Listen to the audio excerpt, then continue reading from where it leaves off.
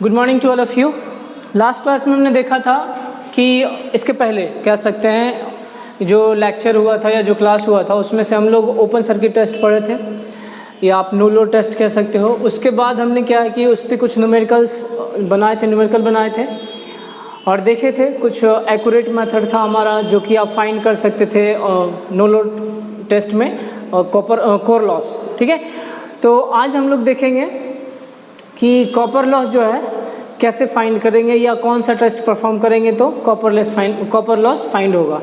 ध्यान दीजिएगा कि यहाँ पे एक्चुअली में हम लोग बस टेस्ट करके हम लोग लॉसेस को फाइंड करना चाह रहे हैं बस, और इसमें कुछ नहीं। हालांकि जब आप मशीन में आप पढ़िएगा तो वहाँ पे आपको मिलेगा इसी में आप इंटरनल डायग्राम बनाना पड़ेगा सर, फिर उसी इंटरनल डायग्राम के बाद आपको फेजर डायग्राम बनाना पड़ेगा leading lagging unity power factor पे। हालांकि उतना हम लोग को अभी इसमें करने की आवश्यकता नहीं है सर, बस नॉर्मली ये जानना है कि एक्चुअली में जो टेस्टिंग होता है ट्रांसफार्मर का, उस टेस्टिंग में ये जो शॉर्ट सर्किट टेस्ट होता है उसमें एक्चुअली हम लोग करते क्या हैं। ठीक है, तो उसके बारे में हम लोग जानेंगे। तो ध्यान दीजिएगा कि शॉर्ट सर्किट टेस्ट जो होता है ट्रांसफार्मर का, वो जो हमारा होता है कॉपर लॉस फाइंड करने के लिए होता है। उसमें एक्चुअली में हम करते क्या हैं, शॉर्ट सर्किट से पता चल रहा है कि जो ट्रांसफार्मर होगा वो शॉर्ट होगा, इट मीन्स उसका सेकेंडरी कह लीजिए शॉर्ट होगा। जनरली प्रैक्टिकली हम लोग सेकेंडरी को क्या करते हैं कि शॉर्ट रखते हैं। ठीक है, तो समझिएगा ये एक डायग्राम है सर बनाया हुआ जो कि आप कह सकते हैं इलेक्ट्रिकल डायग्राम या सर्किट डायग्राम कह सकते हैं short circuit test of transformer का। तो ये सिंगल फेज का है सर, मैं बना रहा हूँ। 3 फेज का भी एज इट इज़ रहेगा सर, बस वाट मीटर में चेंजेज आता है सर। ठीक, तो आप समझिएगा इस चीज़ को यहाँ पे कि क्या होता है कि ये एक सिंगल फेज सप्लाई है, इसको आप कह सकते हो डिमर स्टेट। ठीक है, या ऑटो ट्रांसफार्मर कह सकते हैं जिसको कि आप वैरी कीजिएगा, वैरी करके वोल्टेज को आप बढ़ा सकते हैं या घटा सकते हैं। इन द सेंस कह सकते हैं कि आप उसको स्टेप अप कर सकते हैं या स्टेप डाउन कर सकते हैं टू गेन द वोल्टेज, जितना रेटिंग वोल्टेज आपको चाहिए उतना, या फिर आपको जो रिक्वायर्ड करंट होता है उसको करने के लिए हम लोग क्या करते हैं कि इसका इस्तेमाल करते हैं ऑटो ट्रांसफार्मर का। उसके बाद क्या होता है, ये हमारा ट्रांसफार्मर हो गया जिसको कि आप कह रहे हो कि टेस्टिंग ट्रांसफार्मर कि जिस ट्रांसफार्मर का टेस्ट करना है, मतलब वो ट्रांसफार्मर जिसमें से कि आपको कॉपर लॉस फाइंड करना है। ठीक है, तो ये हमारा टेस्टिंग ट्रांसफार्मर हुआ। ठीक, अब उस ट्रांसफार्मर को हम लोग कनेक्ट किए हुए हैं। ठीक है, देखिए क्या है कि ट्रांसफार्मर का प्राइमरी एंड कह लीजिए या एचवी एंड कह लीजिए, जनरली हम बताएंगे आपको आगे कि क्यों एचवी में ही कनेक्ट करते हैं और एलवी को शॉर्ट करते हैं। एचवी एंड को क्या किए हम लोग, एचवी एंड में सप्लाई दिए। ठीक है, और सेकेंडरी को हमने शॉर्ट किया। इन द सेंस आप ऐसा समझिए कि यहाँ से आप क्या किए, एक एमीटर कनेक्ट किए, एक वोल्ट मीटर कनेक्ट किए जो कि हमारा शॉर्ट सर्किट वोल्टेज और शॉर्ट सर्किट करंट को रीड करेगा। एक वॉट मीटर कनेक्ट किया हूँ मैं जिसमें से आपका ये क्या हो जाएगा, एम मेन लाइन कॉमन और बी, ये टर्मिनल आपके वॉट मीटर पे बने हुए होते हैं। ठीक है, तो उसको आप जैसा बना हुआ है कनेक्शन उस हिसाब से आप कनेक्शन कीजिए। उसके बाद एचवी टर्मिनल जो होता है ट्रांसफार्मर का, उसमें से आप क्या कीजिए कि ट्रांसफार्मर में सप्लाई दीजिए। ठीक है, और एलटी कह सकते हैं या जो लो वोल्टेज वाइंडिंग होता है उसमें से हम लोग क्या किए हैं कि एक थिक वायर, कॉपर का एक थिक वायर कह सकते हैं या थिक प्लेट भी कह सकते हैं सर आप। ठीक है, थिक प्लेट को लेके हम क्या किए कि सेकेंडरी को शॉर्ट कर दिया, एलटी टर्मिनल जो है एलवी टर्मिनल उसको हम क्या किए, शॉर्ट कर दिए। अब ध्यान दीजिए सर कि आपको पता है कि P बराबर क्या होता है, वी आई। हम यहाँ से ऐसा कह सकते हैं क्या, V जो होता है inversely proportional to 1/I। It means अगर वोल्टेज ज़्यादा होगा तो करंट क्या होगा, कम, और अगर करंट ज़्यादा होगा तो वोल्टेज क्या होगा, कम। समझ में आई बात कुछ इस तरह से। तो अब देखिए एक्चुअली में इसमें जो हम वोल्टेज अप्लाई करते हैं वो रेटेड वोल्टेज अप्लाई नहीं करते हैं सर। ठीक है, तो क्या करते हैं कि हम लोग सेकेंडरी का करंट देखते हैं, कैलकुलेट कर लेते हैं सर कि सेकेंडरी में करंट कितना है। ठीक है, जो भी आएगा सर, मान लीजिए 100 एम्पियर आया, 200 एम्पियर आया, 300 एम्पियर आया, उस चीज़ में तो करंट हमारा ज़्यादा होगा तो हमारा वोल्टेज क्या अप्लाई करना होगा, कम। वोल्टेज अगर कम अप्लाई कीजिएगा तब आपको रेटेड करंट मिल जाएगा, या मैक्सिमम जो आपका रेटेड करंट है वो आपको आसानी से मिल जाएगा। ठीक है, तो इसलिए हम यहाँ पे क्या करते हैं कि एचवी साइड में कनेक्ट कर दिए हैं सर, हाई वोल्टेज साइड में कनेक्ट करके एलटी टर्मिनल को शॉर्ट कर दिए हैं। अब एचवी वोल्टेज में हम लोग को क्या है कि कम वोल्टेज ही अप्लाई करना पड़ेगा, कम वोल्टेज अप्लाई करेंगे जिससे कि हमारा जो रेटेड करंट है वो इस वॉट मीटर में रीड होगा सर। ठीक है, समझ में आई कि कम वोल्टेज को अप्लाई करेंगे। जनरली कहा जाता है कि 5% ऑफ वोल्टेज, रेटेड वोल्टेज जो होगा उसको हम अप्लाई करेंगे, ठीक है। तो 5% भी अप्लाई कीजिएगा, मतलब कम वोल्टेज अप्लाई करेंगे तो वहाँ पे हमारा रेटेड करंट क्या होगा, मिल जाएगा, या जो रेटेड करंट है उसके लिए हम लोग वोल्टेज को अप्लाई करेंगे, ठीक। तो कम वोल्टेज में हमारा करंट क्या होगा, ज़्यादा होगा, और कम वोल्टेज में करंट ज़्यादा होगा तो हमारा रेटेड करंट क्या होगा, आसानी से मिल जाएगा कम वोल्ट में। इसलिए हम क्या करते हैं कि प्राइमरी साइड में हम लोग कनेक्शन देते हैं और सेकेंडरी साइड को क्या करते हैं, कॉपर थिक प्लेट से उसको शॉर्ट कर देते हैं। अब देखिए थिक प्लेट से ही क्यों कनेक्ट करते हैं, अब आपको मैं बोल रहा हूँ कि सेकेंडरी है, आप कैलकुलेट कीजिएगा सर जब कभी आप, तो हाई वोल्टेज टर्मिनल का करंट कम आएगा और लो वोल्टेज टर्मिनल का करंट क्या होगा कि ज़्यादा आएगा सर, ठीक है। तो अब अगर करंट ज़्यादा फ्लो करेगा तो हमारे पास रेसिस्टेंस डेफिनेटली जो आप कनेक्ट कर रहे होगे, एक पाथ जो बना रहे होगे करंट फ्लो करने के लिए, उस पाथ का रेसिस्टेंस हमारा क्या होना चाहिए, कम, ठीक है। उस पाथ का रेसिस्टेंस कम होना चाहिए। अगर आप थिक कॉपर प्लेट लेते हो तो इट मीन्स उसका एरिया क्या रहा होगा सर, ज़्यादा। अब अगर एरिया ज़्यादा होगा तो करंट भी हमारा क्या फ्लो करेगा, बताइए। ऐसे कर लीजिए आप सर, इसको आप ऐसा कह सकते हैं, बोलिए एरिया ज़्यादा रेसिस्टेंस कम तो करंट भी क्या होगा, ज़्यादा फ्लो करेगा। तो आप कह सकते हो कि area directly proportional to what, current. अगर एरिया ज़्यादा होगा तो करंट भी हमारा क्या होगा, ज़्यादा फ्लो करेगा। और ये भी आपको पता है जब आप कैलकुलेट करेंगे तो सेकेंडरी जो होगा, जो लो वोल्टेज टर्मिनल होगा, एलटी टर्मिनल होगा, उसमें से हमारा ज़्यादा से ज़्यादा करंट फ्लो करेगा। तो उसके लिए हमको लो रेसिस्टेंस चाहिए। लो रेसिस्टेंस होने के लिए हमें क्या करना पड़ेगा, थिक वायर लिए, और वो थिक वायर का एरिया हमारा भी क्या हो जाएगा, ज़्यादा, जिसके वजह से ज़्यादा करंट हमारा फ्लो करेगा, ठीक है। तो अब ये एमीटर, वोल्ट मीटर और वाट मीटर जो होगा वो हम लोग उसको नोट डाउन करेंगे। अब ध्यान दीजिएगा कि ये वाट मीटर जो है, प्रैक्टिकली अगर बात किया जाए तो ये वाट मीटर हमारा कॉपर लॉस भी देगा और कोर लॉस भी देगा, ठीक है। कोर लॉस भी देगा और कॉपर लॉस भी देगा। जैसा कि मैंने पिछले क्लास में जब आपको ओपन सर्किट टेस्ट बता रहा था तो वहाँ पे भी मैंने आपको बताया होगा कि ओपन सर्किट टेस्ट में भी आपका जो वाट मीटर रीडिंग देता है सर, वो भी कोर लॉस देता है और कॉपर लॉस देता है। हालांकि उसमें से जो सेकेंडरी टर्मिनल होता है वो ओपन होता है, जिसके वजह से हमारा करंट कम फ्लो करता है, और जो कॉपर लॉस होता है वो काफ़ी कम होता है। इस वजह से हम कॉपर लॉस को क्या करते हैं, नेगलेक्ट कर देते हैं। जबकि आप शॉर्ट सर्किट टेस्ट की बात करेंगे तो यहाँ पे तो शॉर्ट सर्किट कर दिए सर, सेकेंडरी को आपने क्या किया, शॉर्ट सर्किट कर दिया, तो फुल करंट भी फ्लो करेगा।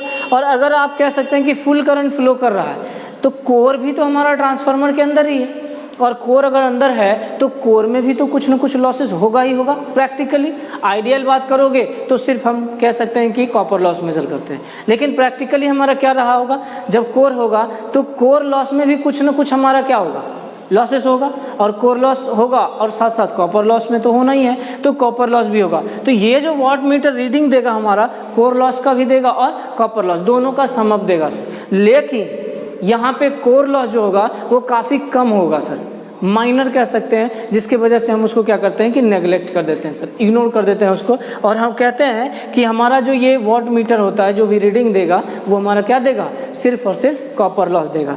अब एक चीज़ समझिएगा इस चीज़ को सर, कि यहाँ पे जो कंडक्टर यूज कर रहे हैं सर, और वो जो कंडक्टर है हमारा उसका जो रेसिस्टेंस होगा वो टेम्परेचर डिपेंडेंट होगा, राइट। तो टेम्परेचर डिपेंडेंट होगा। मान लिया जाए कि अभी आपका जहाँ पे आप टेस्ट परफॉर्म कर रहे हैं वहाँ का टेम्परेचर कुछ रहा होगा, ठीक है, और कहीं आप कहीं थोड़ा सा और उसके अलावे कहीं और चले जाइए, 1 किलोमीटर दूर या 2 किलोमीटर दूर के पास में आपका कोई और लैब है, तो वहाँ पे आप जब देखेंगे तो वहाँ का टेम्परेचर डेफिनेटली आपका अलग होगा। मैं ऐसा कहना चाह रहा हूँ कि हर एक जगह का टेम्परेचर क्या होगा, अलग होगा। और आपको पता है कि कंडक्टर जो होता है वो पॉजिटिव टेम्परेचर एफिशिएंट होता है, ठीक है। जैसे जैसे आपका टेम्परेचर बढ़ेगा रेसिस्टेंस भी हमारा क्या होगा, बढ़ेगा, ठीक है। और अगर मैं ऐसा कहूँ कि रेसिस्टेंस अगर बढ़ेगा तो डेफिनेटली कोर लॉस जो होगा वो भी क्या होगा, हमारा बढ़ेगा, ठीक है। जब रेसिस्टेंस बढ़ेगा तो कोर लॉस भी हमारा, कॉपर लॉस जो होगा वो भी क्या होगा, बढ़ेगा। अब ऐसा हो सकता है कि आप कहीं भी ट्रांसफार्मर को टेस्ट किए, कहीं 50 डिग्री सेल्सियस पे आप टेस्ट कर रहे हैं और कहीं 30 डिग्री सेल्सियस पे टेस्ट कर रहे हैं, तो दोनों के कॉपर लॉस में क्या होगा, वेरिएशन होगा। ट्रांसफार्मर एक ही है सर, एक ही ट्रांसफार्मर को आप एक 35 डिग्री सेल्सियस पे जो है आप उसको टेस्ट परफॉर्म कर रहे हैं, और वही ट्रांसफार्मर को आप दूसरे प्लेस पे ले जाके 50 डिग्री या 45 डिग्री, उससे डिफरेंट टेम्परेचर पे आप जो है टेस्ट को परफॉर्म कर रहे हैं। तो अगर दोनों का टेम्परेचर अलग है तो दोनों के लॉसेस में भी क्या होगा, अलग होगा, ठीक है, दोनों के लॉसेस भी हमारे अलग हो गए। तो उसके लिए क्या होता है कि BIS जो होता है एक बेस मान के दिया है सर, कि जो हमारा कॉपर लॉस होगा उसको हम कैलकुलेट करेंगे। जो भी हमारा ये लॉसेस होगा, यहाँ पे जो भी मीटर में हमारा रीड करेगा, जो भी लॉसेस आएगा उसको हम कैलकुलेट करेंगे। ऑल ओवर इंडिया में हमारा क्या होता है कि सारे जो भी लॉसेस हो गए या रेसिस्टेंस हो गए सबको कैलकुलेट करके 75 डिग्री पे किया जाता है, जो कि एक बेस वैल्यू है सर। हर एक ट्रांसफार्मर का आप देखिएगा जाके, जब आप ट्रांसफार्मर आपके कहीं आपके आसपास में हो तो आप उसका ट्रांसफार्मर पे एक रेटिंग प्लेट होता है सर, ठीक है, उसको आप नेम प्लेट भी कह सकते हो। तो उस पर आप जाके देखिएगा तो उसमें सारा डिटेल लिखा होगा। तो उसमें आप देखिएगा कि रेसिस्टेंस भी हमारा लिखा होगा, resistance at 75 degree Celsius, copper loss at 75 degree Celsius, impedance at 75 degree Celsius. तो जो भी हमारा वेरिएशन वाला पार्ट होगा सर, वो सब के सब हमारा कितना पे होगा, 75 डिग्री सेल्सियस पे हमारा क्या होगा, कैलकुलेट किया हुआ रहता है, जिसका कि एक फार्मूला होगा जो कि मैंने आपको बताया होगा सर रेसिस्टेंस टेस्ट में, जब हम लोग रेसिस्टेंस टेस्ट कर रहे थे, DC resistance test of the transformer. तो उसमें मैंने आपको बताया होगा कि किस तरह से आप जो रेसिस्टेंस वैल्यू आप नोट डाउन कर रहे हैं उसको आप कैसे 75 डिग्री पे कैलकुलेट कर सकते हैं, या मैं फिर बताऊंगा यहाँ पे भी, ठीक है। तो ये क्या होता है कि उसको कैलकुलेट कर लेते हैं। अब आप 75 डिग्री सेल्सियस पे जहाँ कहीं भी आप ले जाइए पूरे ऑल ओवर इंडिया में, सभी जगह का आपका कॉपर लॉस क्या होगा, समान होगा सर, ठीक है। तो ये हमारा हो गया क्या, कॉपर लॉस। अब देखिए कि क्या कर रहे हैं हम यहाँ पे कि कॉपर लॉस एक्चुअली क्या होता है कि टू फाइंड वेरिएबल लॉस और कॉपर लॉस। देखिए ये टेस्ट जो है हम लोग वेरिएबल लॉस या फिर कॉपर लॉस को फाइंड करने के लिए करते हैं, ठीक है। वेरिएबल लॉस कहने का मतलब ये हो गया कि जो हमारा कॉपर लॉस होगा वो हमारा करंट जो होता है उस पर डिपेंड कर रहा है, क्योंकि आई स्क्वायर आर रेसिस्टेंस हमारा डिजाइनिंग फैक्टर है सर। अगर रेसिस्टेंस डिजाइनिंग फैक्टर है तो रेसिस्टेंस तो आपने अगर 100 डिग्री सेल्सियस 100 ओम लिया है, ठीक है, 100 ओम लिया है तो रेसिस्टेंस तो हमारा 100 ओम रहेगा सर। लेकिन करंट में हमारा क्या होगा, वैरी होगा। जैसे ज़्यादा लोड होगा करंट भी हमारा क्या करेगा, ज़्यादा ड्रॉ करेगा। अगर ज़्यादा करंट ड्रॉ करेगा तो definitely I square R loss भी क्या होगा, ज़्यादा होगा। तो यहाँ पे लोड पे हमारा क्या होगा, आई स्क्वायर आर लॉस जो है वो डिपेंड कर रहा है सर, ठीक है। तो इसलिए हम इसको क्या बोल रहे हैं कि वेरिएबल लॉस में बोलते हैं, ठीक है। आपसे ये ऑब्जेक्टिव में भी पूछा जाएगा कि शॉर्ट सर्किट टेस्ट जो होता है परफॉर्म किया जाता है क्यों, वेरिएबल लॉस फाइंड करने के लिए या फिर कांस्टेंट लॉस फाइंड करने के लिए। तो यहाँ पे ऑप्शन क्या होगा, वेरिएबल लॉस फाइंड करने के लिए हम लोग शॉर्ट सर्किट टेस्ट करते हैं। या आप कह सकते हो कि अगर कोर लॉस की बात करें तो कोर लॉस जो होता है या ओपन सर्किट टेस्ट जो होता है वो कांस्टेंट लॉस मेजर करने के लिए होता है। ये भी आपके ऑब्जेक्टिव में पूछे जाते हैं सर, तो ध्यान रखिएगा इस चीज़ को। अब कहता है कि to find out series equivalent parameter, ठीक है। तो ये जो होता है कैलकुलेशन तो नहीं होगा सर, सॉरी कैलकुलेशन बोल रहा हूँ, जो डायरेक्ट आप टेस्ट अगर करना चाहो या मीटर का रीडिंग लेना चाहो कि हाँ डायरेक्ट मुझे कोई वैल्यू मिल गया और वही हमारा रेसिस्टेंस होगा, वही हमारा इंडक्टेंस होगा, वही हमारा इम्पिडेंस होगा, वही उसी में हमारा रिएक्टेंस होगा, कुछ इस तरह से, तो वो हमारा डायरेक्ट तो नहीं मिलेगा इसमें सर। तो उसके लिए एनालिसिस के लिए हम लोग क्या करते हैं कि और उसका सर्किट डायग्राम बनाते हैं। इसी ट्रांसफार्मर का एक सर्किट डायग्राम बनाते हैं जो कि मैं आगे बता दूंगा आपको कैसे बनाते हैं सर। तो वो सर्किट डायग्राम जब आप बनाते हैं तो उसमें सीरीज में हम लोग रेसिस्टेंस और रिएक्टेंस को कनेक्ट करते हैं सर। तो उस रेसिस्टेंस और रिएक्टेंस, और जब आपको रेसिस्टेंस और रिएक्टेंस पता चलता है तो उसके बाद आप इम्पिडेंस भी फाइंड कर सकते हैं सर। तो ये तीनों वैल्यू को आपको क्या करना पड़ेगा, कैलकुलेट करना पड़ेगा, ठीक है। वो मैं आगे बताता हूँ सर, ठीक। अब उसके बाद क्या कहता है कि एक्चुअली में हम इस टेस्ट में कर क्या रहे हैं कि इन दिस टेस्ट ट्रांसफार्मर जो होता है, transformer HV winding is connected two variable voltage supply source, ठीक है। Is connected two variable voltage supply, किसको, HV वोल्टेज वाइंडिंग को। ये हमारा क्या हो गया, ऑटो ट्रांसफार्मर, जिसमें कि आपका वोल्टेज वेरिएबल रहेगा। वोल्टेज को आप क्या कर सकते हैं, वैरी कर सकते हैं सर। तो वही काम यहाँ पे किए हैं सर कि HV टर्मिनल जो होता है या HV वाइंडिंग जो होता है उसको हम वेरिएबल वोल्टेज सप्लाई सोर्स से कनेक्ट कर दिए। एंड LV वाइंडिंग, ठीक है, and LV winding is short circuited. LV winding को हमने क्या किया, शॉर्ट सर्किट कर दिया। ध्यान दीजिए ये शॉर्ट सर्किट। यहाँ पे आप चाहिए तो आप एक एमीटर लगा सकते हो करंट मेजर करने के लिए, आप ठीक है, लगा सकते हैं सीरीज में, कोई दिक्कत नहीं है सर, ठीक। तो ये हो गया शॉर्ट सर्किटेड बाय थिक लो रेसिस्टेंस वायर, या आप एक प्लेट भी कह सकते हो, ठीक है, वायर या प्लेट। तो यहाँ पे क्या हो गया कि लो रेसिस्टेंस का हम लोग प्लेट या वायर को क्या करते हैं, कनेक्ट करते हैं, कहाँ, शॉर्ट सर्किट करने के लिए हम लोग क्या करते हैं, उसका इस्तेमाल करते हैं, ठीक। उसके बाद क्या है, एक वॉट मीटर, एक वोल्ट मीटर, और फिर एंड एक ammeter is connected on HV side. जब आप HV साइड में सप्लाई दे रहे हैं तो आप उसी में ध्यान दीजिएगा, एक वॉट मीटर कनेक्ट किए, एक एम मीटर कनेक्ट किए, और एक वोल्ट मीटर को कनेक्ट किए, ठीक है। तो यहाँ पे वही चीज़ की है सर, ऑन HV साइड हम लोग क्या किए, कनेक्ट कर दिए, ठीक है। ये हमारा नॉर्मल हुआ सर। अब इसके बाद आगे बढ़ते हैं सर, कि कहा जाता है कि the reason for connecting voltage to HV side. ध्यान दीजिए, मैंने आपको बोला था सर कि HV साइड में ही हम लोग क्यों कनेक्ट करते हैं, क्योंकि हमें क्या चाहिए, रेटेड करंट चाहिए। कम वोल्टेज में भी हमारा क्या होगा, रेटेड करंट मिल जाएगा, कम वोल्टेज रहेगा, करंट हमारा ज़्यादा रहेगा, ठीक है, यही चीज़ बोले थे। तो सेकेंडरी में हमारा करंट क्या होगा, ज़्यादा। तो अगर हम मान लीजिए कि कम वोल्ट भी अप्लाई करते हैं तो हमें रेटेड करंट क्या होगा, मिल जाएगा। तो वही चीज़ है यहाँ पे सर, कि the reason for connecting voltage to HV side, the voltage required for conducting the test is nearly by 5% of rated voltage. Clear, जो रेटेड वोल्टेज होगा उसका 5% जो होता है इनफ होता है हमारा रेटेड करंट गेन करने के लिए, ठीक। तो इसलिए हम लोग क्या करते हैं कि HV साइड में उसको हम कनेक्ट कर देते हैं। कम वोल्टेज का ज़रूरत है सर, कोई दिक्कत नहीं है। ये चीज़ आपके ऑब्जेक्टिव में भी पूछा जाता है सर, ध्यान दीजिएगा कि हम लोग कितना परसेंट रेटेड वोल्टेज का कितना परसेंट हम अप्लाई करते हैं शॉर्ट सर्किट टेस्ट में, तो कितना हो जाएगा, 5%। आपको ये भी कहा जा सकता है सर कि इन शॉर्ट सर्किट टेस्ट में हम लोग रेटेड करंट अप्लाई करते हैं, ठीक है, रेटेड करंट अप्लाई करते हैं, ठीक है। ये भी आप कह सकते हो कि हमें यहाँ पे कम वोल्टेज देके हम रेटेड करंट, जैसे यहाँ पे हमारा रेटेड करंट मिलना स्टार्ट हो जाएगा, हम वहीं पे रुक जाएंगे सर, और वहीं पे हम लोग जो भी होगा टेबल एक बनाएंगे, और उसमें जो भी रीडिंग है हमारा watt meter, ammeter, volt meter का, सारे रीडिंग को हम क्या करेंगे, नोट कर लेंगे सर, ठीक है। ये हो गया रेटेड वोल्टेज। विच, अब आइए यहाँ आगे बढ़िए, which will be available in lab, जो कि हमारे लेबोरेटरी में अवेलेबल होगा, जहाँ की आप टेस्ट परफॉर्म करते हैं। But the current required for LV is much more in comparison to full load HV current. Clear है, यहाँ पे LV करंट जो होगा वो ज़्यादा होता है सर कंपैरिजन टू HV। ये तो क्लियर है सर, जिसका रेसिस्टेंस ज़्यादा होगा उधर करंट कम फ्लो करेगा, जिसका रेसिस्टेंस कम होगा उधर करंट ज़्यादा फ्लो करेगा। ये नंबर ऑफ टर्न पे भी डिपेंड करता है सर, ठीक है। तो नंबर ऑफ टर्न जिसका ज़्यादा होगा उधर करंट हमारा क्या होगा, कम फ्लो करेगा, और जिधर कम नंबर ऑफ टर्न होगा उधर क्या होगा, करंट ज़्यादा फ्लो करेगा। ये भी आप पढ़ सकते हैं, इसको रिलेट कर लीजिएगा सर ट्रांसफॉर्मेशन रेशियो से, ठीक, वो हो गया।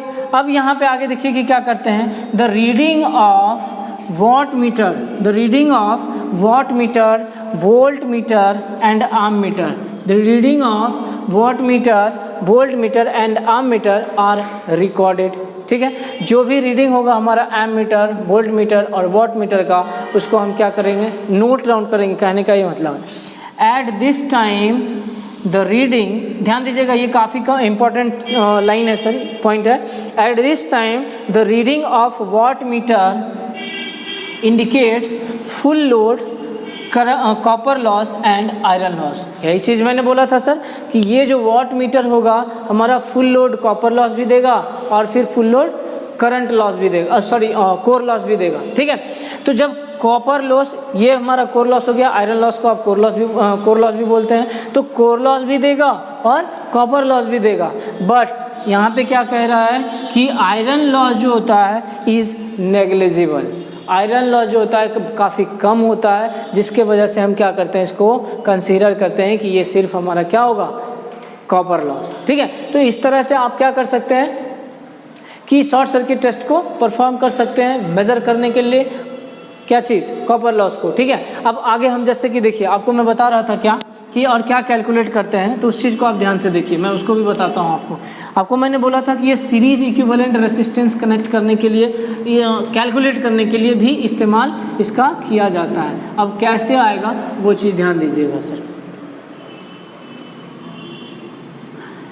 सीरीज रेसिस्टेंस या सीरीज रिएक्टेंस की बात में अगर मैं बोलूं कि ये ट्रांसफार्मर है सर, और इस ट्रांसफार्मर का आप अगर सीरीज इक्विवेलेंट सर्किट बनाए तो कैसे बनेगा, ठीक है, कुछ इस तरह से बनेगा सर।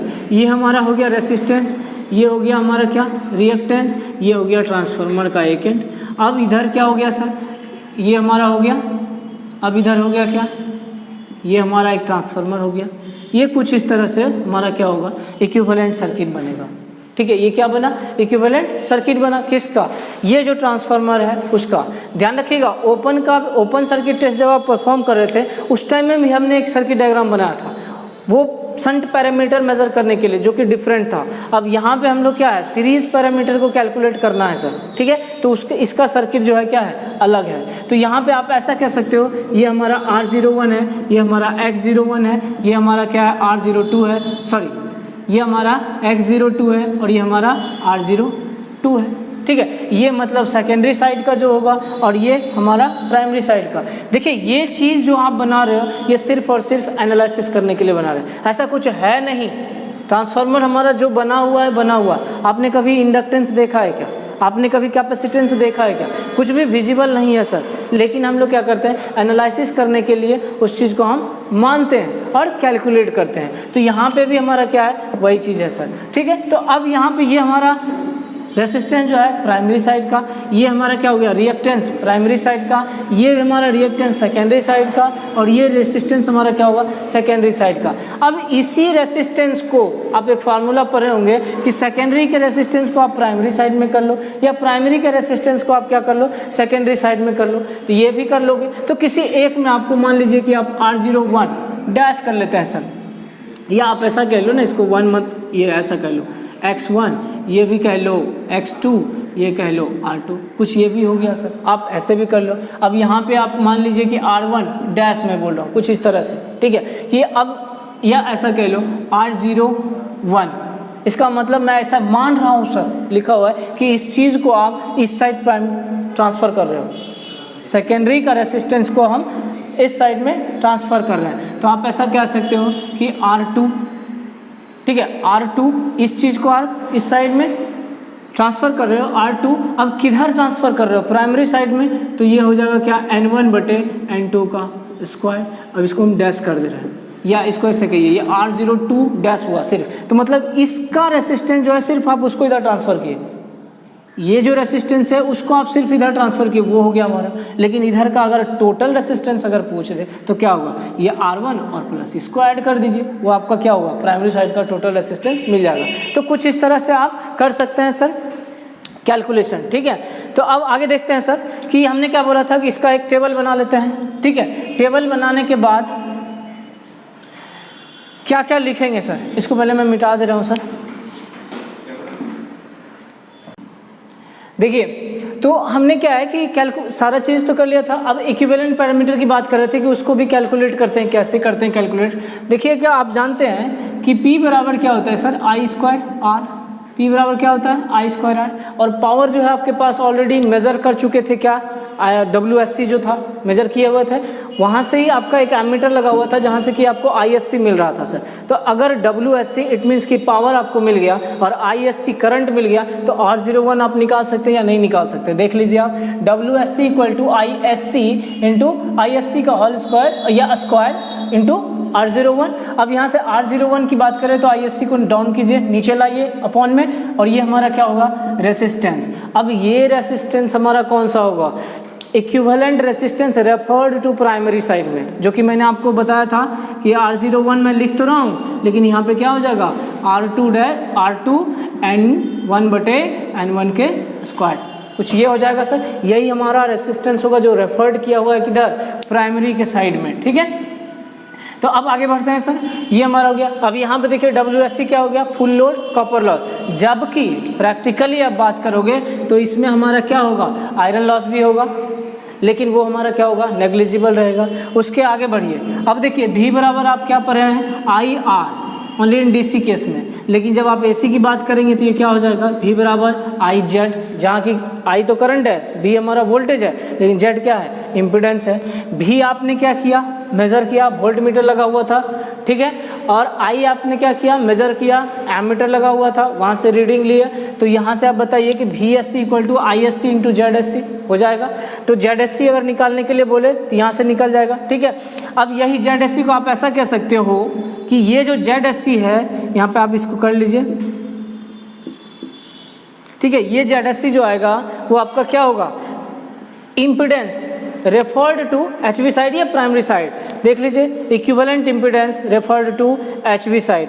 अब आप यहाँ से ध्यान दीजिए कि आपके पास Z01 पता चल गया, यहाँ से आपको R01 पता चल गया, तो क्या आप X01 नहीं निकाल पाएंगे, X01 इक्वल टू क्या हो जाएगा, रूट अंडर Z01 का स्क्वायर माइनस R01 का स्क्वायर, ठीक है। आपने पढ़ा होगा Z स्क्वायर बराबर R square plus X square, ये फार्मूला होता है सर, आपने AC सर्किट में पढ़ा होगा, ठीक है। तो यहाँ से मैं बात करूँ X बराबर क्या हो जाएगा, root under Z square minus R square, बोलिए हाँ या ना।